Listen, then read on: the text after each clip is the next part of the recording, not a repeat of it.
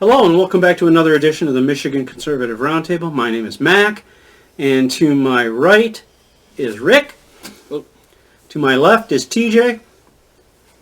And today we're going to talk about and I got this idea from Dennis Prager, the three types of good people.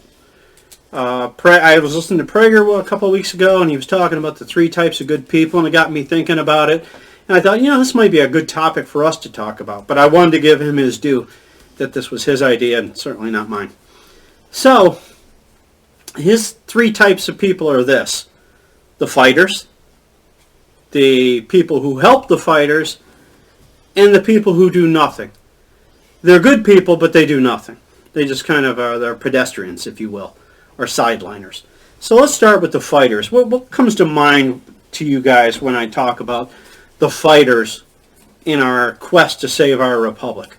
If you're looking for general answers, right off the bat, you could say police, fire, military. I would say some police. Okay, some police. You get your bad apples, but firefighters. When we were kicking around this idea, I mentioned how when you think of the founding fathers, I always envisioned General George Washington, our first president.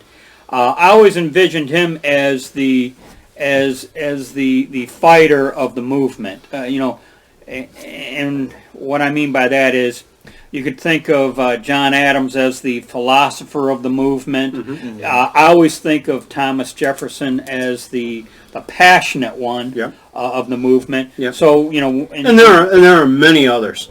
All of the signers of the Declaration of Independence really were putting their neck in the rope. Putting it out there. Nathan Hale got that rope. So I guess in a long-winded answer to your question, I would think of military-oriented demographic group. How about you, Rick? What comes to your mind? Good work ethics, good morals, a good because drive. those are rare today. Yeah. Oh yeah. Yep. The ability to stand up and speak your mind and not necessarily go out to offend people, but not be afraid to offend somebody. It's not your goal, but again, sometimes the truth hurts. So what was the other group? You have three groups. You have fighters, those who help fighters, who we'll get to in a second, and you mentioned Washington and the people who do nothing. And if you're familiar with the 3% of the revolution, 97% of us were the do nothing. Or loyalist, even. Yeah. Those were the bad people in my mind. But a group that comes to mind, seeing as how you mentioned Washington, were the average guy who had no shoes and nothing to eat, yet he fought. Yeah. Those people are the unsung heroes of American history. And if you ever get a chance to watch the show Turn, I don't know if it's on Netflix anymore, but watch Turn Washington Spies. That's an amazing story of people who really made the revolution happen. So let's move on to the people who help fighters. Or the fighters, people who help fighters. You got moral support. People who watch your six. Yeah. They make sure you're in the front, fighting the fight, and they're just making sure nothing happens to you from the rear. Yeah, and we see this occasionally with people who. We even say, watch your six. Yeah, be safe, watch your six, and don't tread on me is our signature statement as we close every episode. But if you look at people, occasionally you hear about a civilian who saves a cop. Yeah. Because they were watching their six when they were outnumbered. Yeah. Goes on. And I consider us in that group. We speak out. We're well past our soldiering days, as TJ might say. Rick's still young enough to do that kind of thing. Rick's young enough to soldier. I am I got your back, Rick. We'll cover your 6 and carry the ammo. Thank you guys. Thank you. But, The opportunity So, presents itself. how about in that category? Anybody come to your mind again? It just kind of reflects again with the leaders, but also intelligence to see the opportunity to help move the leader along, to help again watch the 6, and again to have the intelligence and the wherewithal to look at the situation from not necessarily leading, but step back and look at the whole picture. Yeah, you kind of make me think of something that I hadn't thought of before. When you say intelligence, I was thinking like military intelligence or such. Mm-hmm. But the people who, they just provide information. Yeah. Yep. You find in minority communities, the police, the biggest challenge they have is that nobody wants to be a snitch, and that is such a... Yeah. It is such a high-held value that you'll let your neighbors be murdered rather than help the police. And then you complain that the police aren't solving any of the murders in your neighborhood. Well, one of the problems, though, and I'll put a little counterbalance on that,